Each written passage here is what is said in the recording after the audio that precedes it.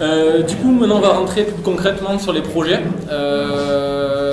Moi, ça fait maintenant 10 ans que je me suis lancé dans des projets viraux, dans des projets digitaux, mais avec une pointe d'audace et de folie comme... Qu'est-ce que tu fais là? C'est Bayern. Et en fait, moi, ce qui m'a fait me rendre compte et ce qui m'a mené dans cette réflexion-là, à la base, moi, je voulais travailler dans le marketing du sport. Donc, j'y ai travaillé pendant à peu près 4 ans, 4 ans et demi même. Je travaillais dans le monde professionnel comme dans le monde amateur, dans le rugby. Et c'était ma passion, mais je voulais en faire mon métier. Donc, j'ai travaillé j'ai essayé de faire des choses qui faisaient la différence en fait, pour essayer de trouver du taf aussi ici. J'avais mon triangle d'or, je m'étais créé mon triangle d'or, Bordeaux, Toulouse, Hendaye. Et je m'étais dit, je veux rester bosser ici, j'avais pas envie d'aller à Paris. J'avais quand même envoyé des lettres de motif, j'avais envoyé des CV, mais j'avais aucune envie d'y aller. Je m'étais dit, il n'y a pas mieux ici qu'à la limite, sinon c'était partir à l'étranger. Et c'est ce que j'ai fait, mais pendant les études. Et c'est là aussi où ça m'a permis justement de prendre de l'avance. C'est que j'ai fini mes études en fait aux États-Unis, où j'ai fait un semestre à Wichita au Kansas, donc pas l'endroit le plus glamour et le plus fun, mais un endroit qui avait commencé à donner des cours en fait de communication digitale. Et ils étaient les premiers à théoriser en fait ce que nous on était en train de voir arriver en France. C'était en 2010, il y a 10 ans j'y étais là. Il y a 10 ans j'y étais. Et du coup, ce que j'ai vu là-bas, c'est qu'eux, ils avaient commencé à théoriser le digital, à voir qu'il y avait des entreprises qui avaient de plus en plus ces besoins-là. Et donc, qui disaient ces besoins-là, il y avait besoin de former ces gens pour travailler sur ces problématiques-là, en fait, quoi. Et du coup, je suis arrivé à cet endroit-là et j'ai pris pendant 6 mois. On a bien bringué, j'ai joué au rugby là-bas aussi. Ça a été une expérience extraordinaire. Je pense que c'est l'une des meilleures expériences de ma vie, quoi. Ça a été assez dingue. Et sauf que niveau professionnel, ce que j'en ai retenu, c'est de me dire, il faut que je rentre en France avec ce bagage que j'ai appris là-bas et pouvoir essayer de faire la différence assez rapidement. Et à ce moment-là, j'envoie des lettres de motifs, des CV dans des agences parisiennes, dans des entreprises. Je me cherche un peu, je sais pas, mais j'ai envie de travailler dans le sport. À l'époque, j'avais travaillé pendant 2 ans au Biarritz Olympique. Pendant que j'étais étudiant ici, j'ai fait un stage de 2 ans en fait au Biarritz Olympique. Je travaillais à la communication, au partenariat, j'aidais les commerciaux à organiser des événements, enfin je m'étais vachement plu là-dedans. Et je me suis dit, j'ai cette expérience-là, et en plus j'ai rencontré une personne qui est devenue responsable commerciale en fait de l'US Dax. Et donc ce qui m'a permis en fait de rentrer au club de rugby de Dax en tant que stagiaire communication. Sauf qu'en fait, il n'y avait pas de responsable communication, donc j'étais responsable stagiaire communication, quoi. Et à l'époque, le club de Dax était en Pro D2. Ils avaient le plus gros budget de Pro D2. On était parti pour remonter en top 14, sauf que ça a été une année noire au possible, où j'ai fait un mémoire justement sur la communication en temps de crise dans le rugby. Enfin, dans une structure sportive, comment on communique quand on est en temps de crise. Parce qu'en fait, je me suis retrouvé là et avec le plus gros budget, on pouvait s'amuser, on pouvait faire ce qu'on voulait. Et au final, on a fini en TP nultième, donc à 2 doigts de la relégation. On s'est sauvé la dernière journée avec un bonus offensif à la dernière journée, donc très compliqué pour pas descendre le club, descendre pas en Fédéral 1. Alors qu'on a plein d'internationaux sur le terrain, que ça devrait normalement prendre, mais la mayonnaise n'a pas pris au niveau des joueurs. Donc derrière, moi, pendant 1 an, j'ai dû communiquer de façon positive sur des résultats négatifs.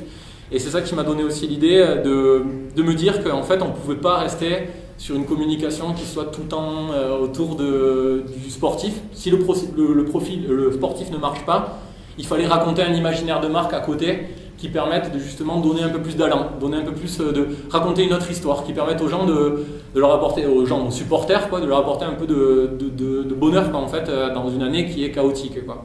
Et quand j'avais passé mon entretien pour rentrer en stage, c'était pour Sport & Co, c'était une régie en fait qui gérait le club. Pas directement, je n'étais pas embauché directement par le club, mais par la régie qui m'embauchait pour travailler pour le club. Ils m'avaient posé une question en fait qui a mouliné dans ma tête. Ils m'ont dit qu'est-ce que tu peux nous dire du biais de la vision, on va dire du positionnement éco-citoyen du club de rugby de Dax. Et là voilà, je suis resté comme ça. Et je leur ai dit positionnement éco-citoyen du club rugby de Dax. Je dis non, et là j'étais très franc, je leur ai dit j'en sais rien. Moi je sais pas de quoi vous parlez, éco-citoyenneté, club de Dax, non, pas du tout. Et en fait il me dit quoi, tu sais pas, nana. Et en fait je me suis rendu compte que j'étais complètement dans leur cible. J'habitais un village à 25 minutes de Dax, je jouais dans un club de rugby à 20 minutes de Dax. J'étais dans leur cible totale en fait de gens qui pourraient aimer ce club et savoir ce qu'ils font en fait quoi. Et en fait je me suis rendu compte que ils avaient un positionnement mais qu'ils ne l'avaient jamais marketé. Ils faisaient plein d'actions autour de l'éco-citoyenneté, mais au final jamais ils avaient voulu communiquer dessus quoi. Enfin jamais ils avaient réussi à vraiment communiquer dessus quoi.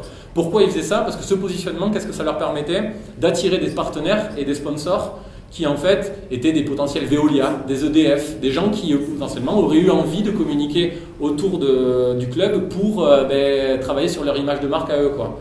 Mais ils n'y arrivaient pas. Et là je m'étais dit en fait il y a une grosse problématique, c'est qu'en fait vous avez un savoir-faire mais vous avez du problème à le faire savoir. Et donc j'avais répondu en fait au mec en lui disant j'y connais rien, mais par contre ça pourrait être une mission sur laquelle je me mettrais. C'était pas dans ma fiche de poste et je me suis dit mais je vais essayer de réfléchir à comment on peut promouvoir en fait ce positionnement éco-citoyen. Et c'est venu en fait après tout au long du travail, j'ai créé un club un peu digital, j'ai créé les premières web TV dans le rugby, j'ai lancé pas mal de choses au niveau digital, j'ai créé déjà des réseaux sociaux, ce qu'ils n'avaient pas à l'époque. Et au final, en fin d'année, je leur ai proposé un concept qui s'appelait Environman. Et Environman en fait c'était le super-héros éco-citoyen rugbyman qui foutait des tampons aux gens qui polluaient en fait quoi. Et en fait je ne l'ai pas juste proposé comme ça, c'est que je l'ai réfléchi de façon stratégique en leur disant ok, qu'est-ce qu'on va faire? On va créer de la disruption. Là on parle de rupture, c'était que Dax rouge et blanc, ça a toujours été rouge et blanc, c'est un club rouge et blanc. On va les faire jouer en vert, avec un maillot.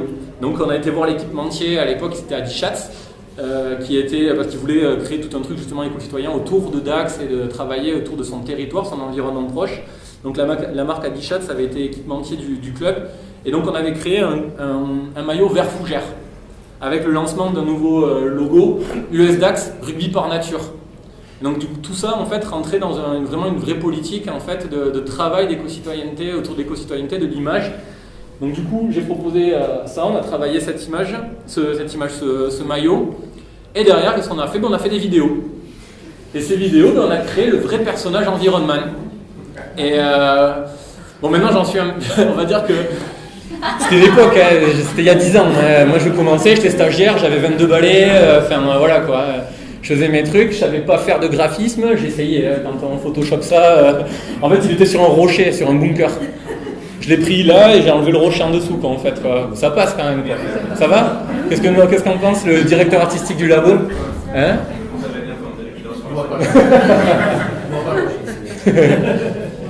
Et ce projet, il y a une personne moi, qui m'a permis de le faire, en fait, c'était le responsable du centre de formation du club, qui s'appelle Jérôme Daré. Jérôme Daré, maintenant, c'est le manager de l'équipe de rugby A7 de France, l'équipe de France qui fait le tour du monde avec l'équipe de France A7. Et c'est l'une des personnes qui a cru en ce projet, en fait. J'ai présenté ce projet au niveau du club, et lui, ça a rebondi en fait dans le sens où il s'est dit putain, mais pour mes jeunes du centre de formation, ça peut être énorme quoi. On va les lancer sur ce projet-là, donc il m'a permis d'avoir des joueurs parce que vous me voyez les taper au vestiaire de l'équipe professionnelle et leur dire qui c'est qui va mettre ce maillot, qui c'est qui va mettre le truc. Le bandeau et la cape, c'est ma grand-mère qui me l'a cousu parce que j'avais été chez Mondial Tissu. Chez Mondial Tissu récupéré, donc vraiment c'est de briques et de broc, hein, c'est artisanal au possible. Budget, Sport & Co me l'avait donné. Plus cher que zéro, c'est trop cher. Donc j'ai pris la caméra du club. J'avais des notions de montage parce que je faisais du skate à l'époque.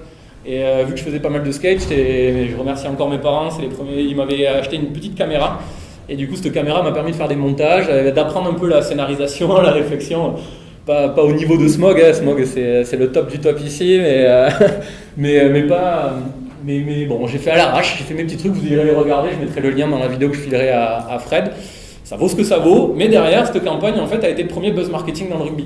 Je la présente du coup au président, Gilbert Pontens, le PDG de Caliceo en fait, et de Thermadour.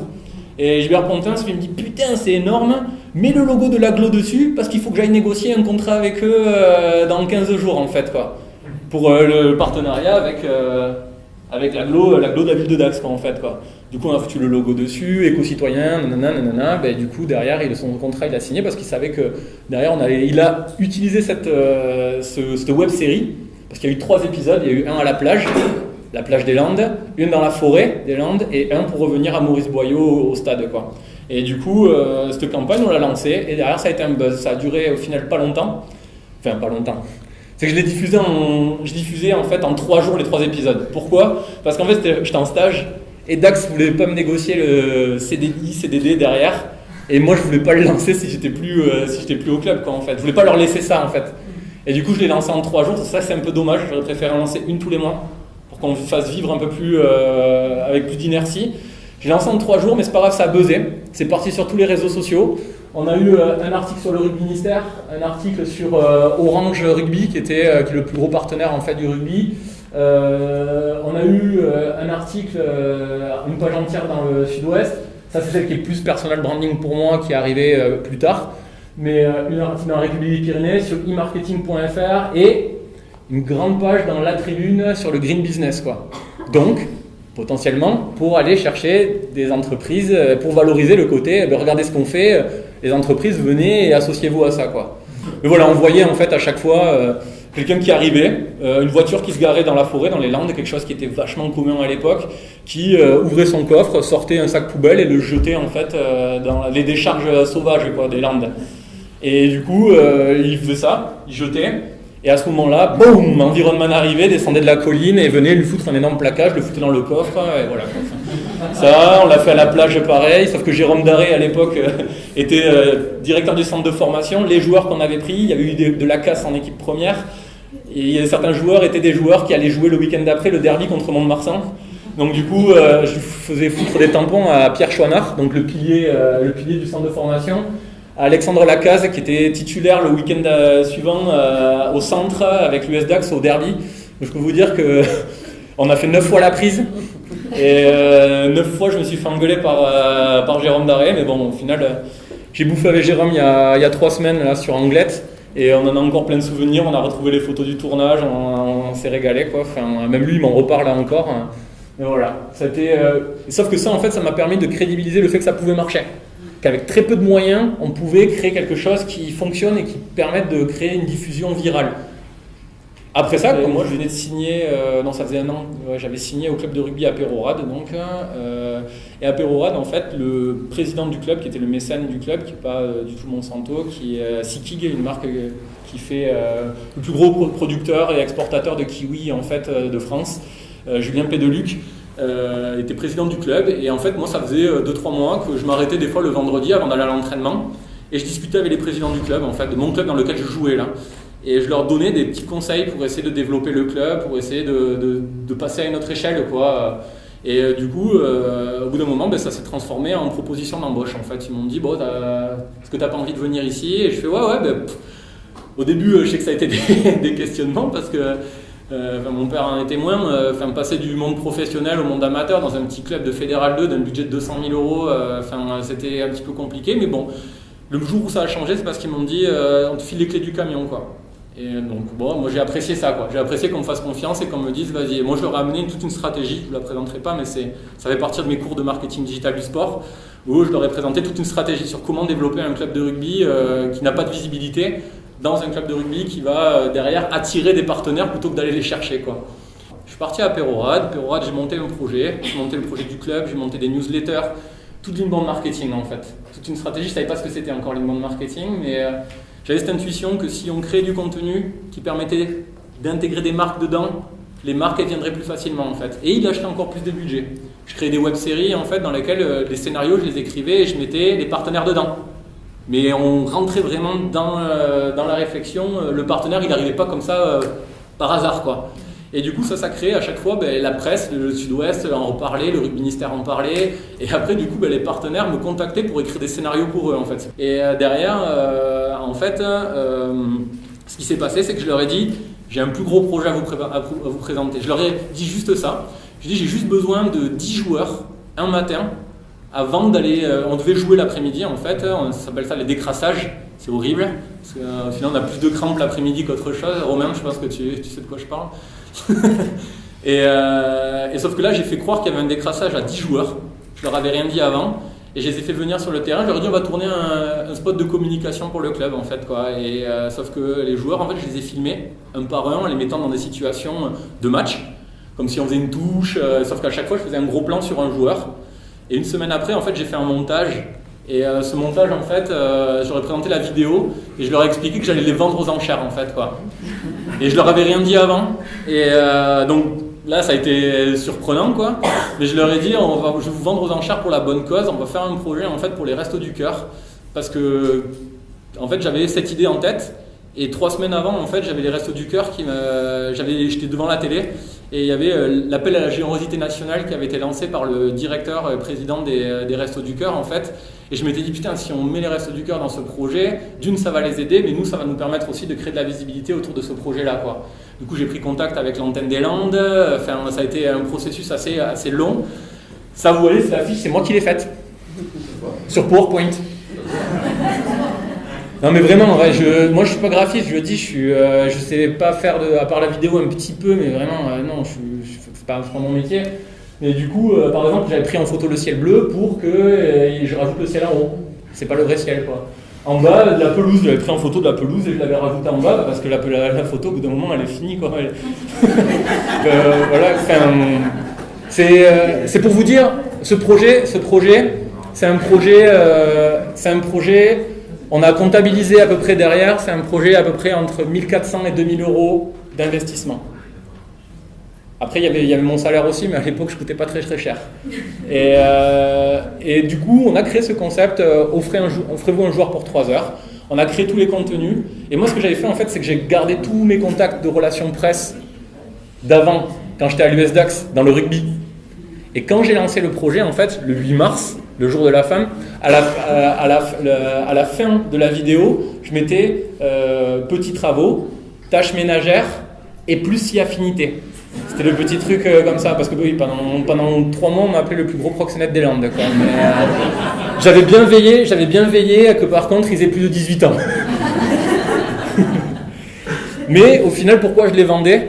C'était pas pour ça, c'est parce qu'il y avait des plombiers, il y avait des maçons, il y avait des gens en fait qui savaient faire des choses avec leurs mains. Pourquoi vous rigolez? Quand c'est marqué comme ça. Mais pourquoi ils rigolent? Je comprends pas. Mais c'est pour ça que ça a marché aussi. Je me rappelle, le soir même, je suis sur RMC au Moscato Show. Et ben, Moscato, il est mort de rire. Enfin, voilà, comme il sait faire d'habitude, hein, mais en mode très gras. Et je me disais, merde, ça part un peu pas comme je voulais, quoi. Mais au final, derrière, je suis avec Christine Bouillot sur Sud Radio, où elle est invitée justement une joueuse de rugby, une fille. C'est Rugby et compagnie, je crois, l'émission. Et du coup, là, on parle plus en mode plus sympa, quoi. Et là, je me dis, boum, c'est bon, on a rattrapé le truc. Sauf que je lance ça. Donc voilà, le soir même, RMC, Sud Radio. Je rentre à la maison, je fais putain, ça part dans tous les sens, quoi. J'ai France 3 qui m'appelle, qui me dit on veut tourner la semaine prochaine, on vient pour tourner, ok. L'équipe TV qui me dit il y a Christian Califano qui a trouvé ça trop bien, les présentateurs d'une émission, boum, on fait une émission, on lance le truc. Et là, ça commence, je me dis, enfin eux s'ils me voyaient en train de parler devant des gens comme ça, en train de théoriser cette stratégie, alors que j'étais en train de faire le con avec mes potes au début, quoi. Hein, mais, ils rigoleraient, quoi. Mais du coup, ce truc, en fait, jamais j'ai revécu ça, en fait, quoi. C'est parti, mais en 15 jours au national, en fait. On a eu une page dans le Parisien, on a l'équipe qui nous a mis dans le telex de son site internet, l'équipe.fr, avec Perora devant ses joueurs aux enchères. On a eu le middle qui a fait une double page. Et en fait, là où ça a commencé à être l'escalade de la violence, c'est quand TF1 m'a appelé pour me dire on vient à la vente aux enchères. Et là, je me suis dit, oh putain, moi j'avais travaillé toute la campagne de communication, mais j'avais pas encore réfléchi l'événement. Parce qu'il y a l'événement à organiser, quoi. Et là, à la base, je sais pas laquelle c'est l'affiche. Ah ouais, cette affiche, c'est bon, c'est la dernière. Là, il y a écrit salle d'Aspremont. Mais à la base, j'avais écrit Clubhouse, quoi, en fait, quoi. Enfin, Clubhouse, un petit truc, quoi. Enfin, un truc dans lequel on boit des bières après le match. Et là, en fait, je vais voir le maire de Pérorade qui travaillait conjointement avec le club et je lui dis, là, il va falloir partir plus loin quand même. Et du coup, je lui dis, je voudrais la salle d'Aspremont, c'est la grande salle de Pérorade, il y a 2000 personnes qui peuvent rentrer. Je dis, on va être plus tranquille, quoi. Et au final, on part sur ça, mais sauf que derrière il faut la scène, il faut gérer le truc. Les joueurs commençaient à flipper, parce qu'en fait, moi j'étais leur agent pendant un mois, parce qu'on a lancé 1 mois et demi avant la campagne de com. C'est ce que j'essaye d'avoir, enfin ça dépend après par rapport au projet, mais 1 mois et demi avant, et là les joueurs ça commence à flipper quand même quoi. Du coup je suis devenu un peu leur agent parce que je les faisais venir quand il y avait France 3 qui venait, parce qu'ils voulaient, les journalistes bien sûr, interviewer les joueurs, savoir ce qu'ils en pensaient et tout, ça a été pendant 1 mois et demi assez fou. Voilà. Moi, en contenu sur les réseaux sociaux, le seul truc que j'ai eu à faire, c'était dire, regardez, il y a TF1, il y a l'équipe qui en parle, il y a eux qui en parlent, il y a eux qui en parlent, et là ça montait aussi, sur la page Facebook du club quoi. Derrière, ce que j'ai fait, c'est que aussi, ces joueurs-là, je leur avais posé des questions en fait, en amont, pour savoir qui ils étaient, quelles étaient leurs passions, leurs centres d'intérêt, comme sur Adopte un mec au final quoi. Et tous en fait, je les mettais en photo, tous les mardis soirs et les jeudis soirs, il y avait un joueur nouveau en fait pendant 1 mois et demi. Et ça a fait monter aussi la truc. Donc, du coup, je commençais à voir les filles qui venaient écrire. Là, on a eu un pic d'audience, en fait, quand Olivier a été présenté, quoi. Enfin, le beau gosse de l'équipe, quoi. Et ça, derrière, on a créé la vente aux enchères. Et ça, c'est par exemple des photos de la vente aux enchères où il y a eu plus de 800 personnes qui sont venues, en fait, pour la soirée. Où moi je peux vous dire que j'étais dans un état de transe parce que au final il fallait gérer le micro aussi, il y avait personne qui faisait la présentation, j'avais juste un pote à côté de moi qui faisait dans les ventes aux enchères, le commissaire priseur, il avait un marteau, il était habillé en joueur de rugby mais il avait un costard, un costume dessus et il tapait quoi, et il m'aidait un peu c'est lui qui m'aidait à gérer les trucs parce que moi j'avais écrit un pitch sur chaque joueur en fait où je devais le chauffer quoi. Et eux, je leur avais demandé, les gars, ça va devenir du théâtre, donc il faut que vous présentiez quelque chose, quoi. Et chaque joueur est venu par rapport à son centre d'intérêt, sa passion, sur scène, vanter ses mérites, il parlait pas, mais il y en avait qui étaient très bons en cuisine, il s'était fait des crêpes avant, il s'était fait des trucs, il jetait des crêpes. Il y avait Cyril Cassagne, notre capitaine, qui lui s'était vendu pour les tâches ménagères, il était venu et il avait repassé des chemises sur le enfin voilà, c'était parti, c'est parti assez fou. Et notre Romain ici, qui était surnom, même sur la vidéo, c'est Petit Veau. Petit Veau qui a été vendu le joueur le plus cher en fait à 920 €. Et on a vendu 10 joueurs. Et ces 10 joueurs nous ont permis de récolter quand même 5000 € pour les Restos du Cœur, quoi. Donc vous imaginez qu'un joueur en moyenne est parti à 500 €. Mais pourquoi ? Parce que aussi, ce que j'avais calculé, c'est que si on rentrait les Restos du Cœur dedans, c'est que potentiellement c'était une action de mécénat pour les gens. Donc ils pouvaient déduire de leurs impôts. Donc on a des entreprises qui sont venues, qui ont investi, et donc on a récolté 5000 € et derrière on a fait une bringue jusqu'à 6h du mat à tout péter quoi. J'avais fait venir un... Hein ? Vous avez cramé les 5000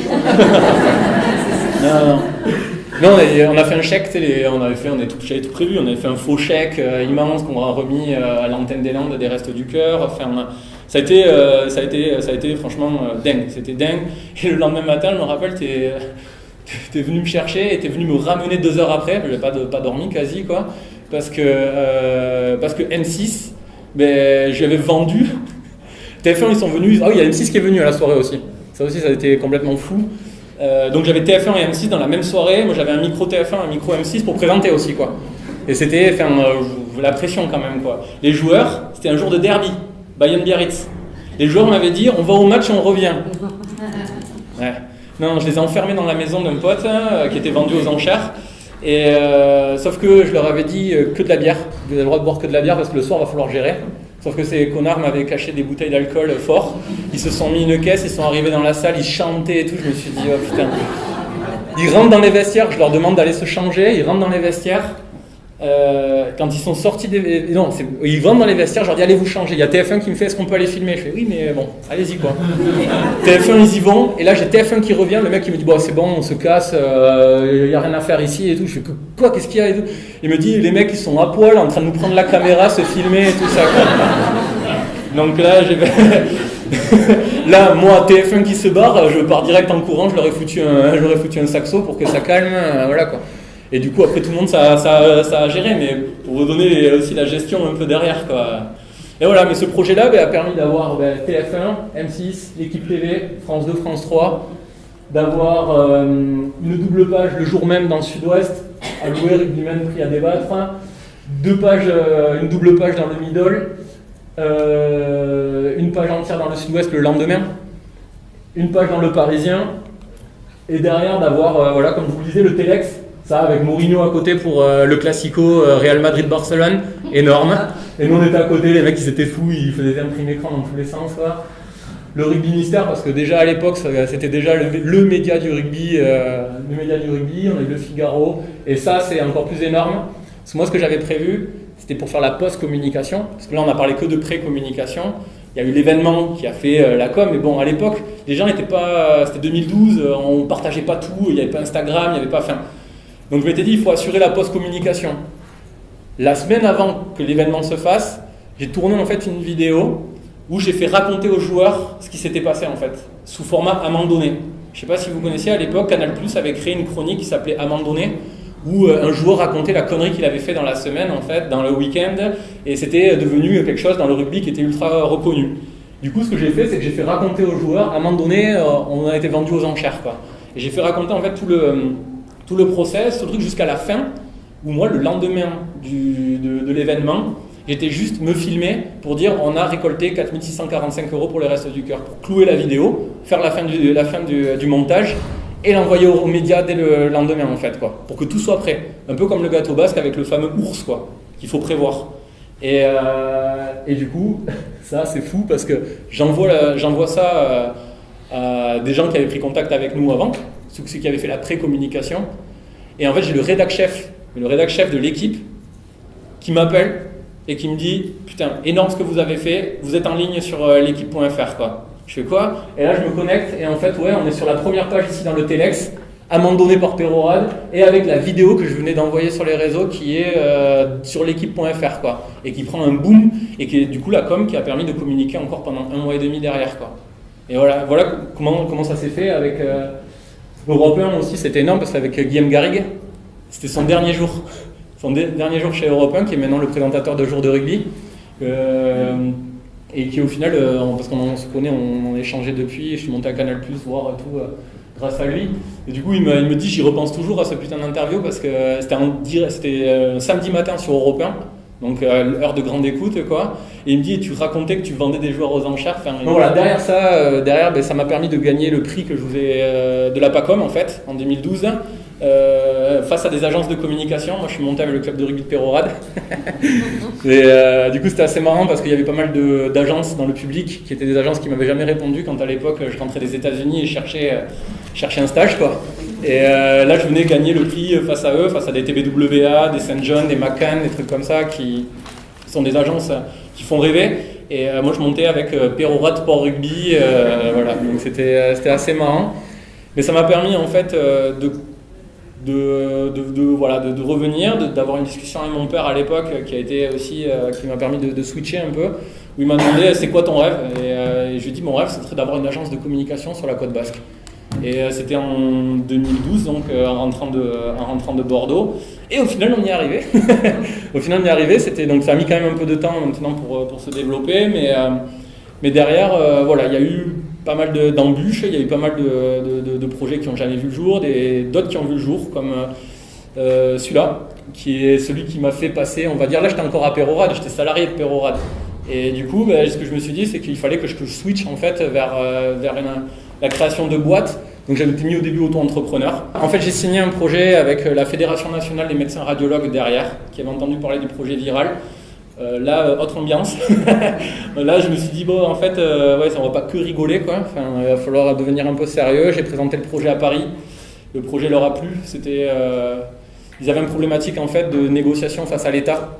Ils étaient ponctionnés, en fait, au maximum pour rembourser le trou de la Sécu. On va chercher dans les métiers qui rapportent de l'argent, donc les radiologues. Et du coup, en fait, ce que j'ai fait, c'est de leur dire, vous n'arrivez plus à toucher les politiques, ils n'arrivaient plus à être audibles au niveau des politiques. Je leur ai dit, en fait, ce qu'il faut faire, c'est toucher la conscience collective. En fait. Si vous touchez la conscience collective, ça va remonter dans notre sens, par capillarité.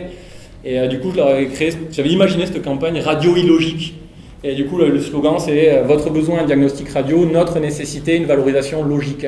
Avec le slogan radio logique.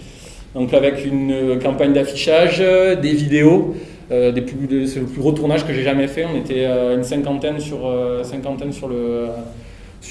tournage, quoi. On a fait, le budget était aussi costaud, donc ça m'a permis de monter Mayoko, la société, en statut SARL, et de commencer à rentrer au Pays Basque et de me dire putain, j'ai bossé pendant 1 an sur ce truc, j'ai fait aucun réseau, j'ai certes mes projets d'avant, mais dire que tu as vendu des joueurs aux enchères, ben, ça parle à personne en fait au final, et les gens se disent ah ouais c'est cool, coup de bol quoi, alors que tu vas vouloir dire non, c'est mûrement réfléchi, c'était une stratégie, je peux le faire pour d'autres thématiques, mais sauf qu'en fait le problème c'est que le projet des radios illogiques, il n'est jamais sorti. Il a été utilisé comme campagne de négociation face à Marisol Touraine, la ministre de la Santé à l'époque, par les radiologues, pour arriver à leur fin en matière de négociation en fait, quoi. Donc elle n'est jamais sortie, donc ça a été en fait je me suis retrouvé un peu dans un vide, où là ça a été un petit peu le début des complications, parce que bon, j'avais la trésor on va dire du projet Radio Illogique, mais elle n'a pas été très très longue. On va dire que derrière j'ai rencontré Fred m'a fait parler ici pour justement commencer à évangéliser, et donc je t'en remercie encore. M'a fait rencontrer des chefs d'entreprise dans le coin, bon, au final qui n'ont jamais signé, mais c'est pas grave. Non mais moins. Mais ça, en fait, c'était. En fait, ça m'a appris en fait. C'est que avant je faisais des choses, je suis jamais passé dans une agence. J'ai créé une agence sans en avoir vu comment ça se passait avant, donc ça m'a permis d'apprendre mon métier en fait. Quoi. Je l'avais appris sur le tas, donc voilà. Et à ce moment-là, en fait, je rencontre Fred, j'ai un client à Dax qui me dit j'ai besoin d'un site internet. Je dis ok, mais je connais des gens qui font des sites internet, mais ils étaient blindés. Je rencontre Fred, je dis tu connais pas des gens qui font des sites internet? Il me dit il faut que tu ailles rencontrer Arnaud et Charles à la Technopole. Je pense qu'ils sont un peu dans la même mood que toi, Redbox. Il faut que vous vous rencontriez. Et en fait, on se rencontre avec Arnaud et Charles. Je leur présente un peu qu'est-ce que je fais, qui je suis. Et puis on voit qu'on a quand même pas mal d'atomes crochus. Et je me rappelle, Arnaud, en fait, m'appelle 10 jours après et il me dit on s'est rencontrés, là j'ai compris un peu ce que tu faisais, j'ai un client qui est venu et qui je pense, tu peux nous aider à répondre à cette problématique. Et en fait, le projet, c'est pour Patrick Longelier, le coiffeur. C'est un coiffeur en fait qui arrive sur Biarritz, qui a toujours été d'abord d'habitude dans des galeries commerciales, donc trafic qui rentre tout seul. Et là, ils prennent en locatif en fait une boutique de coiffure en fait, un coiffeur, un salon de coiffure pardon. J'étais en train de réfléchir à la suite. Un salon de coiffure en fait, mais au final, la marque n'est pas connue. Elle est à Clémenceau, juste au-dessus en fait. Le loyer coûte très cher. Il faut vite faire rentrer du monde en fait, quoi. Et ça fait 6 mois qu'ils ont commencé qu'ils ont lancé, sauf qu'il n'y a pas ils n'ont pas de visibilité. Du coup, nous, on réfléchit, on se dit qu'est-ce qu'on pourrait leur créer comme concept. On se pose et on invente le concept sortez coiffé en fait, quoi. On se dit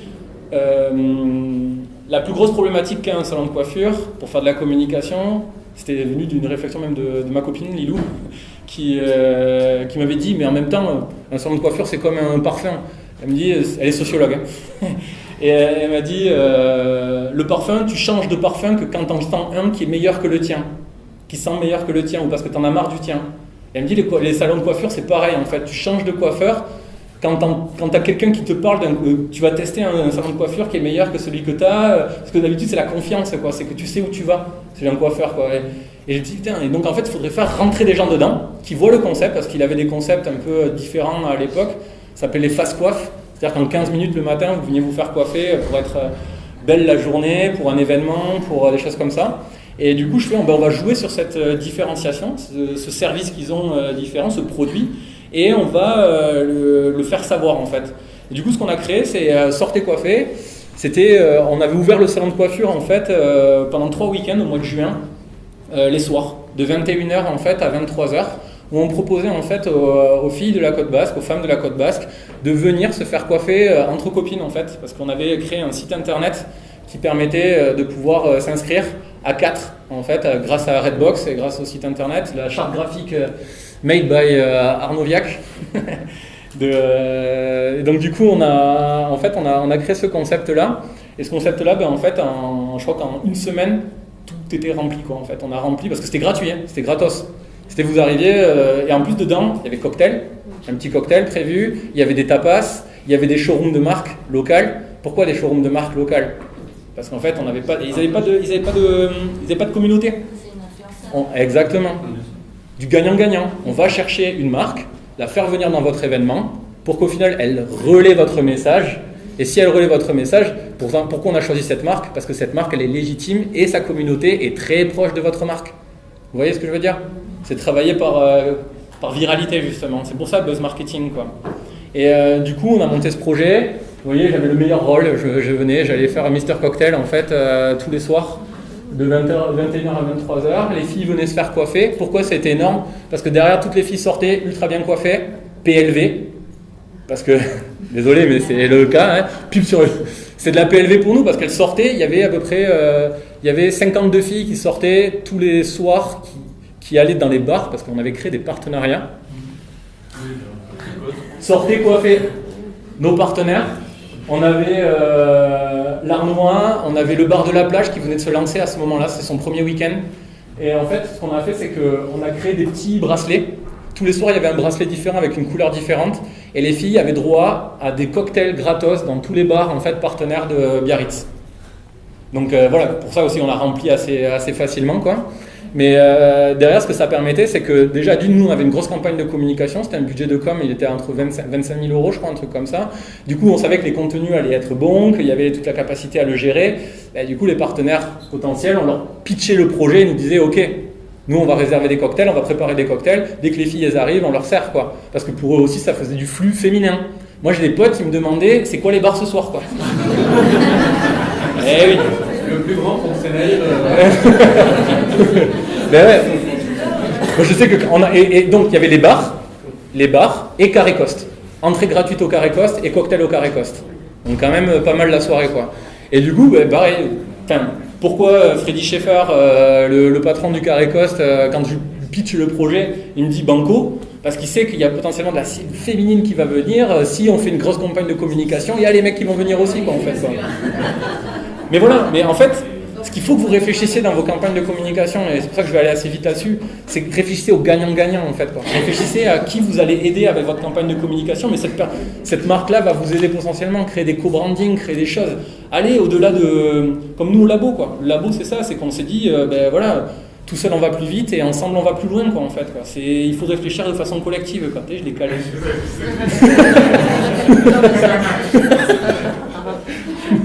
Ce qu'on a fait pour que derrière il y ait de la post-communication.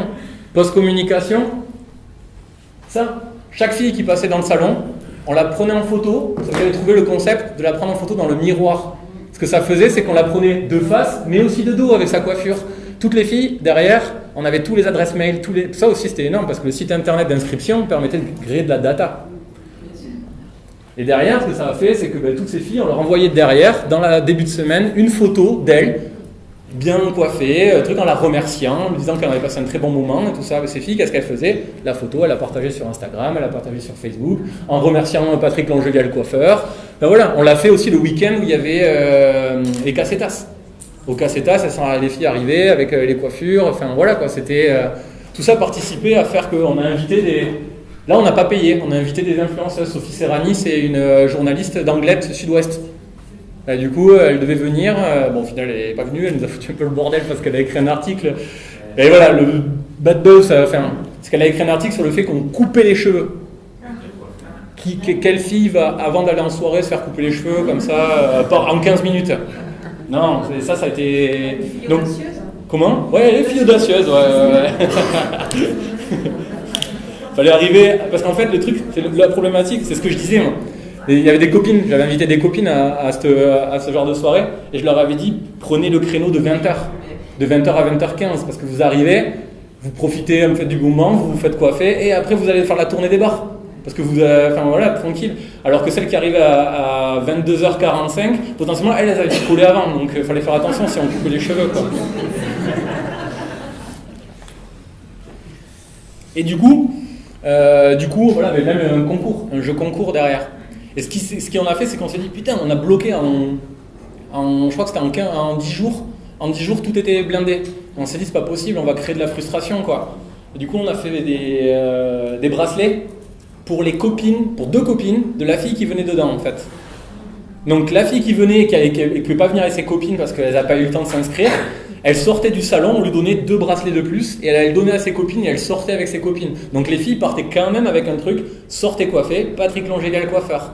Et même celles qui venaient après, c'était du 1er juillet au 31 août, elles pouvaient revenir pour avoir bénéficié d'un fast-coiffe avec le bracelet gratuitement. Qu'est-ce qu'on a fait? On a créé énormément de trafic en 2 mois en fait dans le salon. Et derrière, le salon, il n'a plus fait appel à nous. J'enchaîne, on passe à 2016.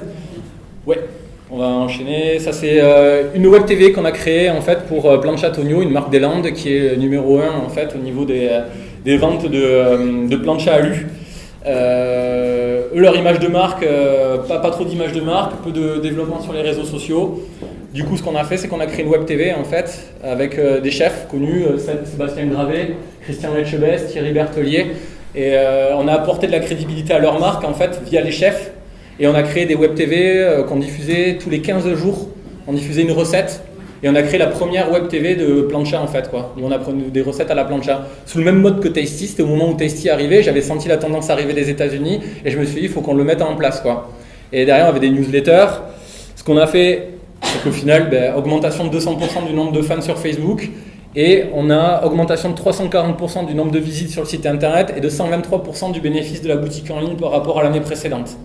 Donc quand même, on voit que c'est plutôt cohérent.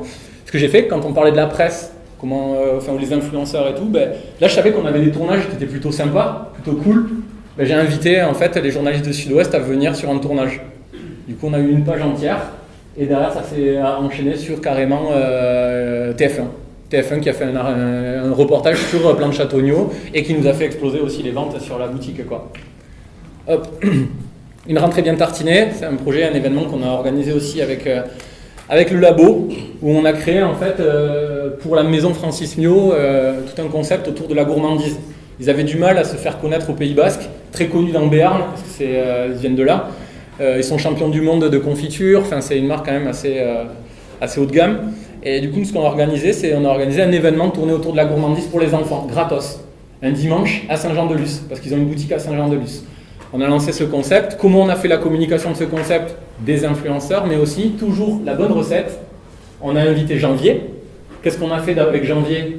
On a créé, l'idée que l'on avait eue, c'était un tablier des petits chefs. C'est-à-dire qu'on avait fait des patrons en fait, de tabliers. Les enfants pouvaient dessiner en fait, le tablier de leur rêve. Qu'est-ce qu'on fait? Janvier a récupéré ça.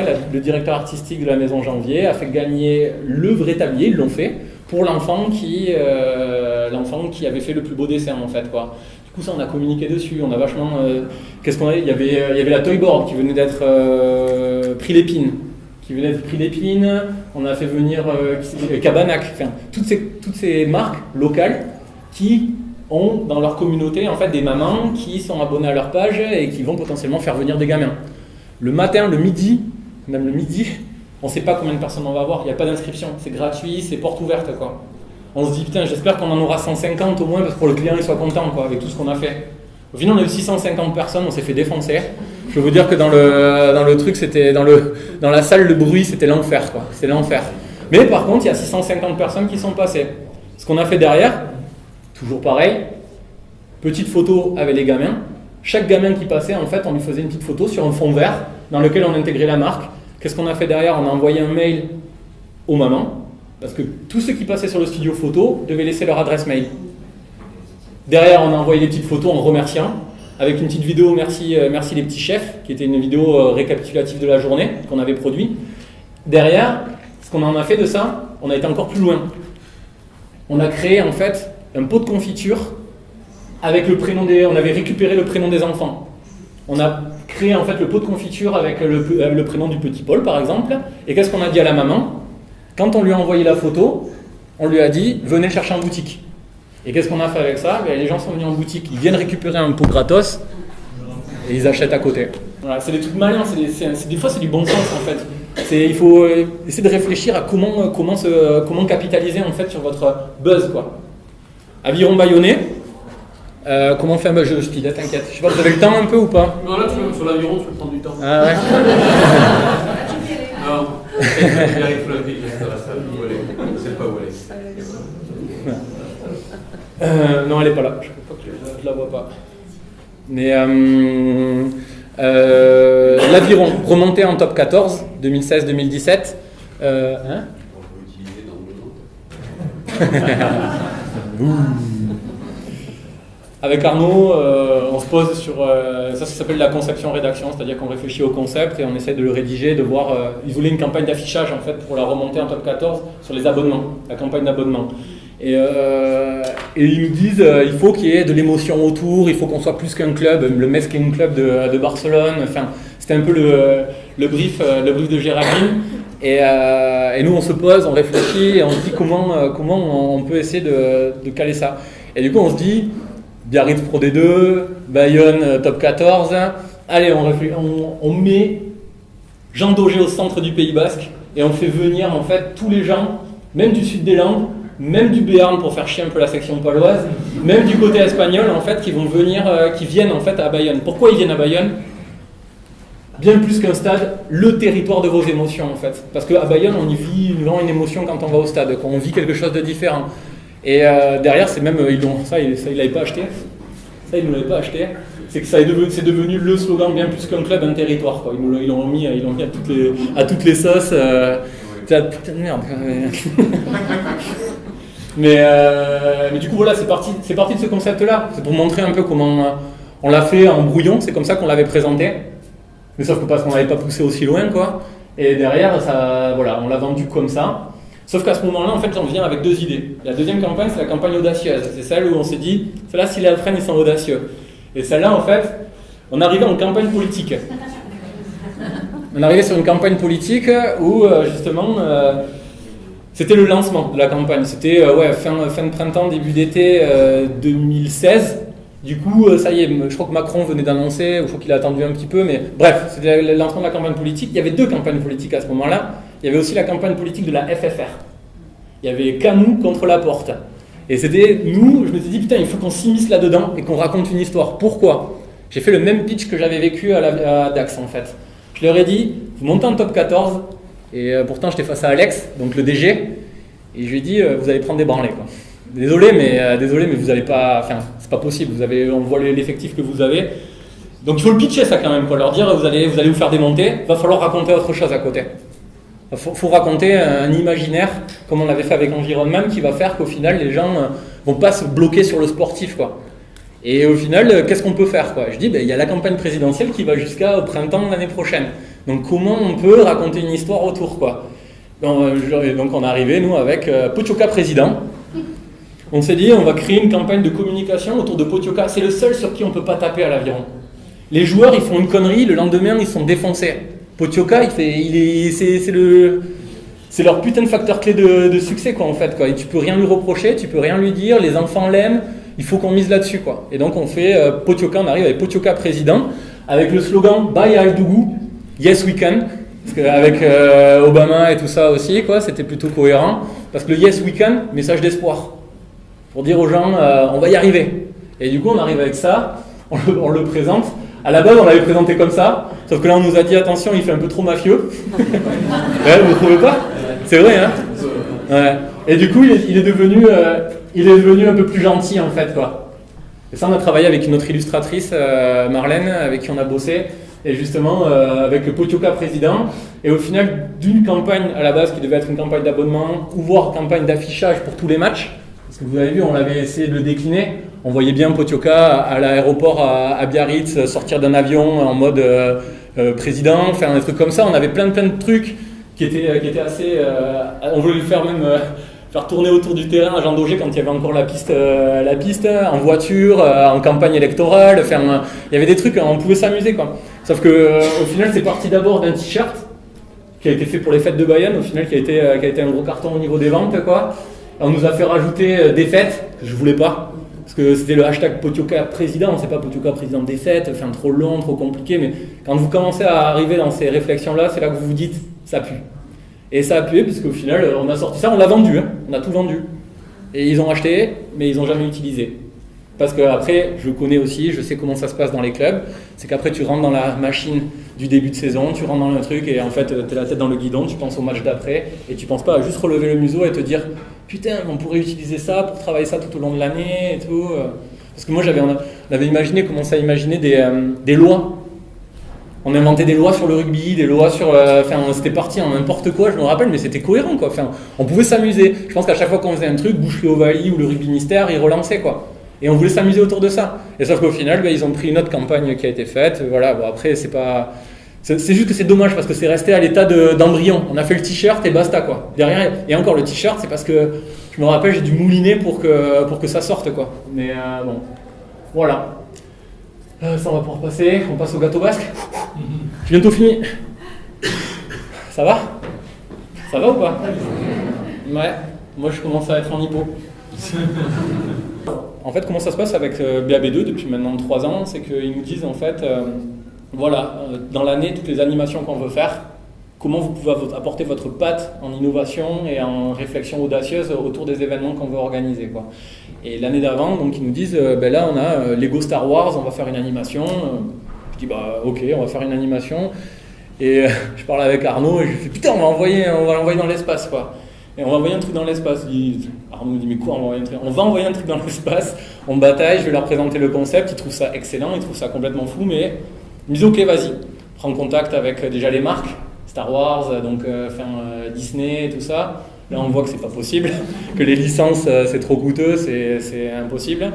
Et par contre, Stéphane Brion, et c'est là où justement je tiens à valider son audace, c'est qu'il me dit, l'année prochaine, on fait un truc de l'espace et on envoie un truc dans l'espace, quoi. On fait, nous, une animation, on la bloque. Je sais pas ce qu'on va faire, mais on fait un truc autour de l'espace dans la galerie, une animation, un événement, et là, on enverra un truc dans l'espace. Ok, bon, pas de problème. Ça dure 7-8 mois. Et puis, je reviens au moment où, justement, on leur présente les idées. Et là, je leur dis, en fait, on va envoyer un gâteau basque dans l'espace, quoi. Ou je sais pas trop comment je vais le vendre, ce projet, le gâteau, comment je vais lui faire valider le truc. Et en fait, ça vient, je lui dis, écoute, regarde, à l'époque, quand les États-Unis ils envoyaient une fusée dans l'espace, dans les années 60, c'était tellement fou, tellement original, qu'en fait, il y avait tout le pays qui regardait vers la fusée, quoi. Et ce que je lui disais, là, à ce moment-là, en storytelling, c'est, nous, si on envoie un gâteau, tout le Pays Basque va regarder vers le gâteau, quoi, en fait. On est allé chercher l'Estia, parce que l'Estia aussi, en fait, on avait rencontré la personne qui nous a dit, c'est possible, je peux le faire. Là déjà, quand on tombe sur cette personne-là, Daniel, c'était 1 an et demi avant, quoi, et on a fait un rendez-vous au bureau où on lui a dit, on veut envoyer un truc dans l'espace, est-ce que tu es capable de le faire? Parce qu'à l'Estia, j'avais rencontré des gens qui m'ont dit, il y en a un ancien météorologue, enfin un gars qui travaillait dans les scientifiques autour de la météorologie, en fait, qui est là et qui a déjà travaillé sur des projets d'envoi de ballons à hélium, en fait, mais énormes, quoi, des trucs qui envoient des tonnes pour faire des relevés dans la stratosphère, quoi. Et du coup, on le rencontre, on lui parle du projet. Au début, il doit se dire c'est fou, quoi. Et au final, je reviens vers lui 1 an et demi après, on lui disait on va le faire mais avec un gâteau. Et donc l'Estia est rentré dans le projet, sont devenus partenaires, ils nous ont aidés à travailler sur tout le concept d'ingénierie, quoi, en fait, quoi, parce que je peux vous dire que ça a été vraiment le plus complexe, quoi, parce que entre le dire et le faire, en fait, il y a eu 5 mois et il nous aurait fallu normalement 8-9 mois, quoi. On a travaillé comme des fous, c'était très stressant. Et ce projet-là, en fait, je l'ai essayé de le décrypter au maximum. En fait, c'était pousser l'audace et la créativité à fond. C'était ça, nous, les partis pris stratégiques qu'on voulait. C'était de fédérer autour de ce projet, donc des partenariats avec des acteurs locaux. Je pense dans ma tête, je me dis, putain, mais attends, mais le gâteau, s'il tombe dans la montagne, comment on va faire avec nos 208 pour aller le chercher? Ah ben attends, vas-y, je vais appeler BMW, Bayern Land Pays Basque, et je leur demandais, est-ce que vous voulez être partenaire du projet parce que on va faire ça, ça, ça. Alors les mecs, au début, même si je les connaissais, mais je l'ai pitché plusieurs fois ce projet, quoi. Et à chaque fois, je savais que les 10 premières minutes, il fallait que je regarde la tête des gens pour savoir s'ils étaient in ou out, quoi. C'était vraiment assez complexe, quoi. Jouer sur la fierté du Pays-Bas, je vous l'ai expliqué. Faire vivre l'aventure au plus près, le live Facebook, quoi. Ça aussi, ça a été, mais pourquoi on fait ça, quoi, de créer un live qui permette aux gens de se connecter et de regarder la montée pendant 2 heures et la descente pendant 1 heure, quoi. Que les gens sur leur Facebook, en fait, puissent regarder ça, parce que la viralité à ce moment-là, elle était à fond sur le live. Il fallait utiliser du live à fond. Si on fait un live de 3 heures avec des gens qui peuvent aller regarder le Pays Basque depuis l'espace, on s'est dit, c'est assez fou quand même, quoi. Et du coup, on a créé ce live aussi, quoi. Ça a été très complexe.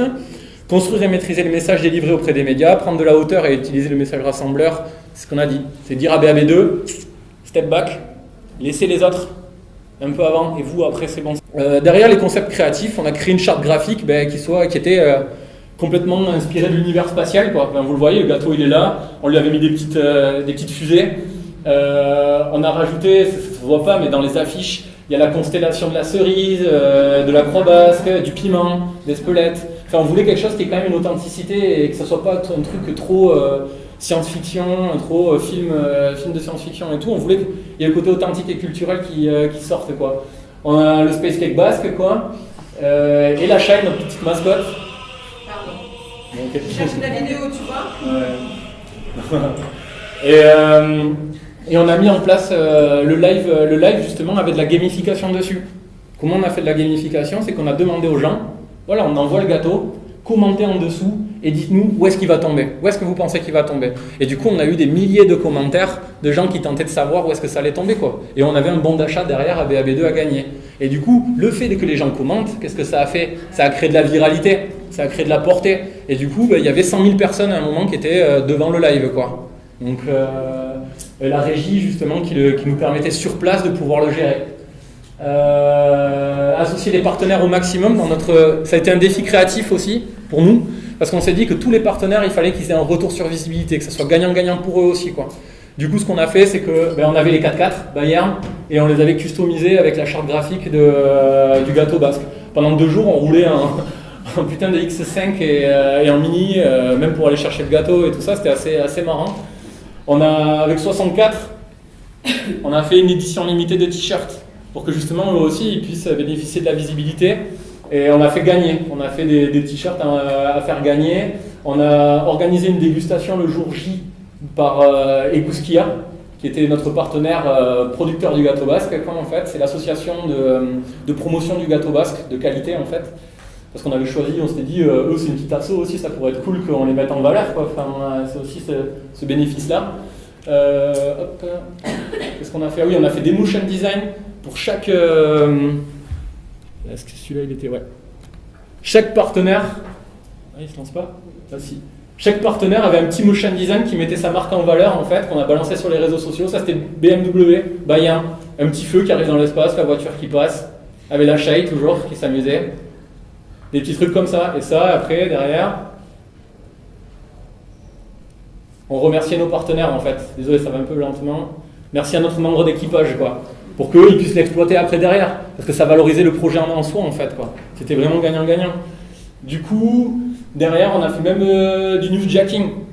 On lance le projet 7 jours avant l'envoi du gâteau basque. Il y a la sortie de First Man de Damien Chazelle, en fait, avec Ryan Gosling. Et du coup, on a utilisé les affiches, on les a un peu détournées. On a mis le gâteau basque à la place de la lune. Là, il y avait la lune aussi en first cake. Du coup, sauf que ça, la problématique, c'est qu'on a eu peur. C'est qu'on a eu peur, en fait. On l'a pas... Chez le newsjacking. Tu vois, on avait changé les affiches avec First Man et First Cake. Et sauf que ça, là, c'est moi qui ai pris le risque de le diffuser moi-même, en tant que personne, comme si c'est moi qui l'avais fait, en fait, quoi. J'ai pas voulu le diffuser sur la page du BAB2 parce qu'on s'est dit c'est toujours pareil, quoi. On se fait attaquer, ça fout tout en l'air, voilà, quoi. Et derrière, chauffer aussi un petit peu Thomas Pesquet. On lui a envoyé un t-shirt, on lui a envoyé un gâteau basque, on lui a envoyé le communiqué de presse, le dossier de presse. Au final, j'ai échangé pendant plus de 3 semaines avec son agent, en fait, sa responsable des relations publiques qui est basée en Allemagne. On a bataillé pendant un moment et jamais elle a voulu, jamais j'ai eu un poste, quoi. Donc j'étais un peu dégoûté, quoi. Même si Sud-Ouest avait repris mon tweet et l'avait mis dans leur journal et tout pour essayer d'aider tout ça, mais ça a pas fonctionné. Voilà, ça a été un projet assez fou. On avait un site internet sur lequel tous les gens pouvaient aller se rendre pour bénéficier de toutes les informations sur le projet, mais aussi et surtout pouvoir télécharger le dossier de presse. La presse, on les renvoyait toujours vers ce site internet, ils pouvaient télécharger le dossier de presse, dedans ils avaient tous les contenus. On avait je sais pas combien de contenus, il y a le teaser. Le teaser, c'était plus qu'un teaser, on a fait un dessin animé, quoi, en fait. On a raconté, en fait, ce qui allait se passer avec la charte graphique, et on l'a animé, on a fait un dessin animé qui reprenait la montée du gâteau basque, et dedans on a intégré à chaque fois les partenaires aussi. On va avoir un satellite de l'Estia qui passe. Là, vous voyez les croix basques, le piment à gauche, la cerise, là le petit drapeau basque normalement. Et derrière, la Shai qui arrive avec le petit drapeau 64. Agoria aussi qui nous avait autorisé d'utiliser toute la musique de son répertoire pour pouvoir la mettre sur la montée et la descente, en fait, pour qu'il y ait de la musique aussi sur le live. Donc voilà, ça redescendait. Et ça expliquait en fait au final comment ça allait fonctionner aussi, quoi. Parce que les gens, Poppy Days derrière, qui nous avaient suivis aussi, et BMW qui passait derrière, et le petit mouton noir du labo là-bas. Et voilà, et à chaque fois on avait les petites capsules, tous les partenaires avaient une capsule, enfin voilà, quoi, il y a eu... Tu aurais dû faire un concours, celui qui devine où il tombe. Mais c'est ce qu'on l'a fait, C'est en c'est la gamification.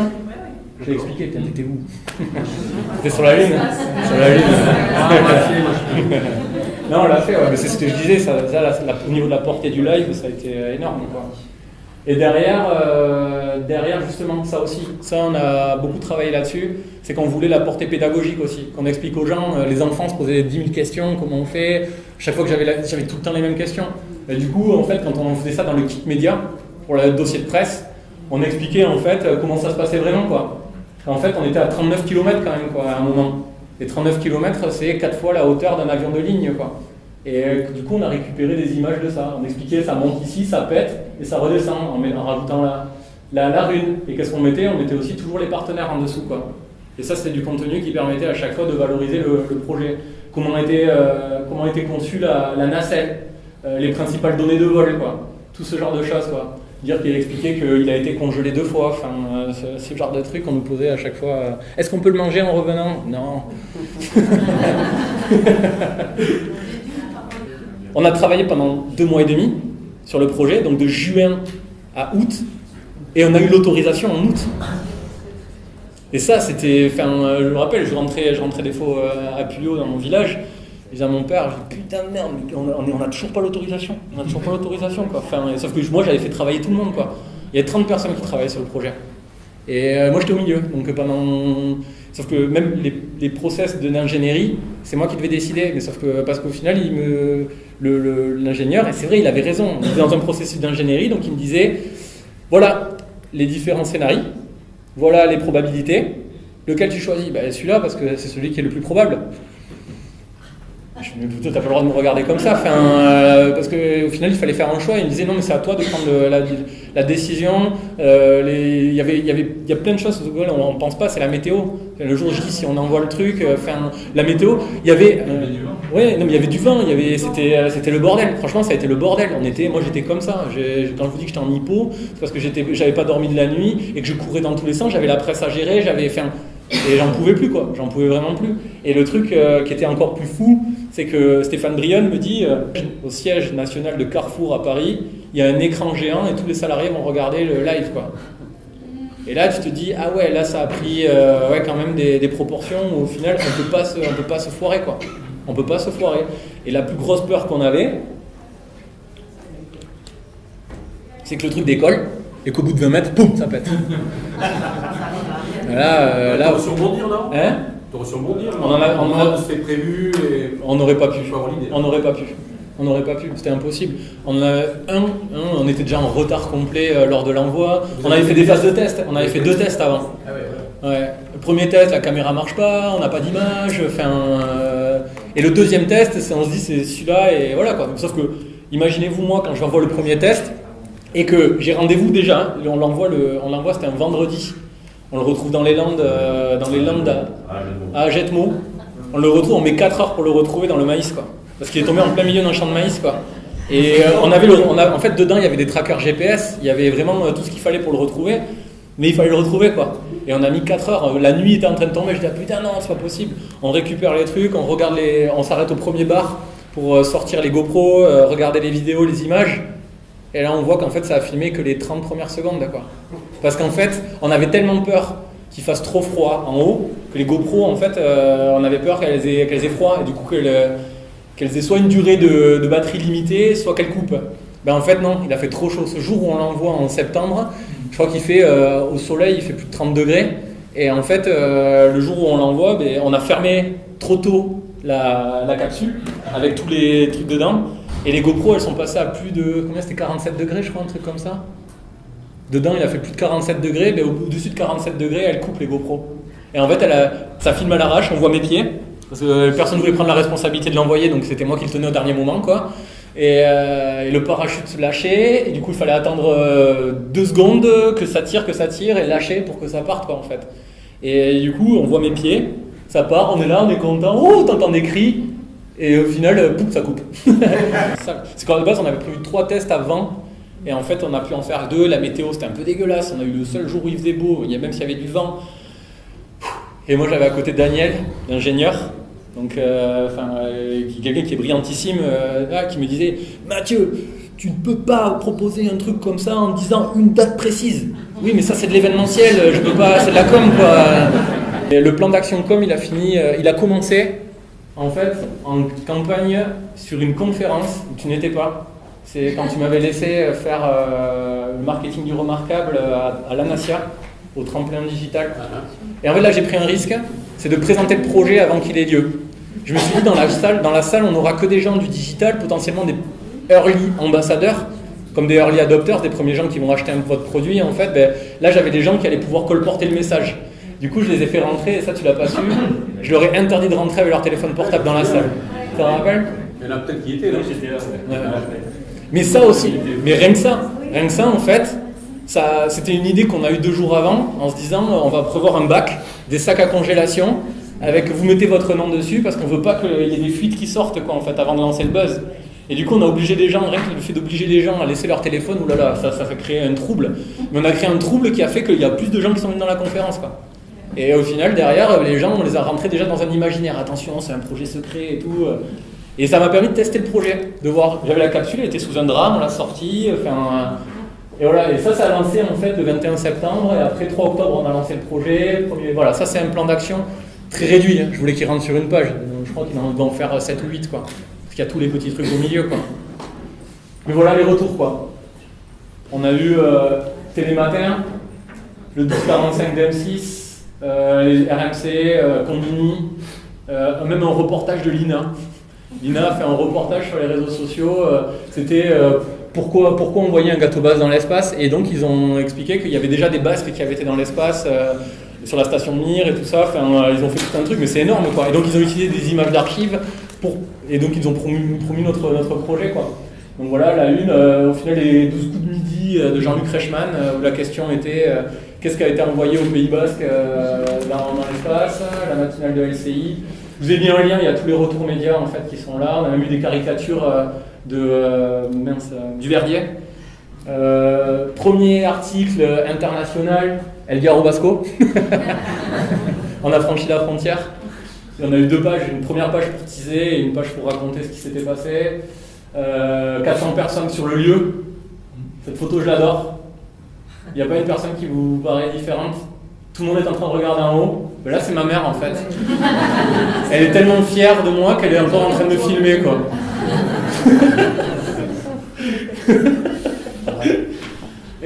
Mais aussi pour BAB2, pour Stéphane Brion, par rapport à son audace, par rapport à tout ça, mention dans le rapport d'activité annuel de Carmina, qui est la branche foncière de Carrefour, donc qui gère 215 centres commerciaux partout en Europe, et qui en plus a été élu trophée marketing de l'année en 2018. Donc pour eux aussi c'est cool quand on a ces rapports-là avec ces clients-là et qu'on leur permet à eux aussi de pouvoir se valoriser auprès de leur hiérarchie, quoi. Beer-Up pareil, mais bon on va aller plus vite. Beer-Up c'est pour là c'est la tireuse à bière portative, mais voilà, on a fait toute la stratégie de marque. Il est arrivé, il avait un prototype, ça ressemblait un peu à ça, mais bon, c'était pas joli. Et on lui a fait toute sa campagne de com en fait l'année dernière. Et en 7 mois, en fait, il a fait 800 000 euros de chiffre d'affaires, quoi. Avec une campagne de communication, voilà. Tout était prévu, quoi, en fait. On avait calé, imaginé, en fait, comment ça allait se passer, comment ça allait se dérouler. Et là, c'est là où c'est pour ça que je l'ai mis, parce qu'en fait, vous pouvez vous dire, ouais, il raconte, il vend du rêve, il fait des trucs, il écrit des histoires, il s'amuse et tout ça. Mais en fait, il y a beaucoup de boulot derrière, en fait, quoi. Tout est ultra calé. C'est pour ça, quand Barjo, il y a stratégique à côté. Et ça, c'est quelque chose qui nous... c'est important pour moi de l'expliquer, qu'il y a derrière beaucoup de boulot, quoi, en fait, quoi, qu'on ne réfléchit pas les choses comme ça, quoi. Comment ? Une vraie légitimité. Oui, voilà, ouais. Après c'est les clients qui le disent le mieux, hein. Nous, c'est ça aussi qui fait notre force, ça fait... au revoir. Merci. Moi, ça fait, je crois que ça doit faire 4 ans, 4-5 ans que j'ai pas fait de commercial, quoi. C'est les projets qui rentrent, en fait. Qu'est-ce que tu es en train de faire, là ? Hein ? Qu'est-ce que tu es en train de faire ? RP, relations publiques. Mais c'est mon commercial. Pardon. C'est mon commercial. Voilà, après des projets, on a fait le premier drive mobilier, de mobilier contemporain du monde. On travaille pour le magasin Jean Sablé de meubles contemporains. On est en train de retravailler toute leur image de marque, en train d'essayer de les amener dans un imaginaire de marque un peu plus jeune que ce que ça n'était, essayer de les amener à évoluer en fait, faire leur révolution au niveau de la communication. Ça prend du temps, on le fait pas. Sauf que ça a été un coup en fait.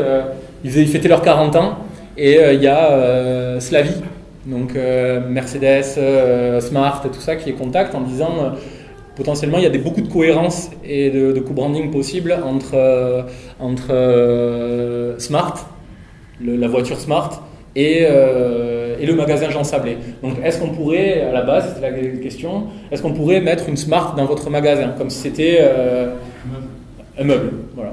Et sauf que Jean Sablé m'appelle et me dit, est-ce qu'il n'y aurait pas un truc à réfléchir autour de ça, un truc un peu plus fun, on fait un événement autour de ça, on fait un cocktail.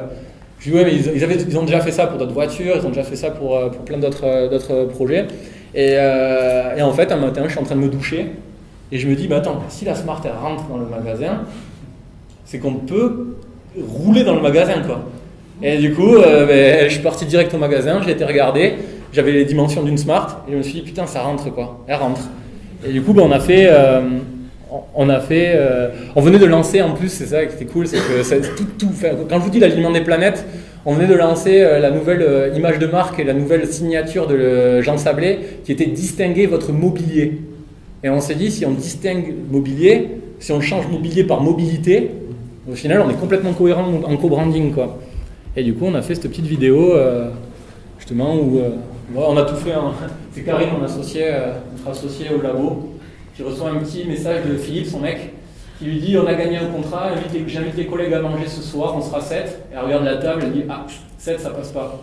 Qu'est-ce qu'elle fait? Elle va acheter une table, comme si ça allait aussi vite. Hein. Du coup elle prend sa petite Smart, électrique, parce que c'était la toute nouvelle électrique, parce que oui on n'est pas rentré avec une voiture.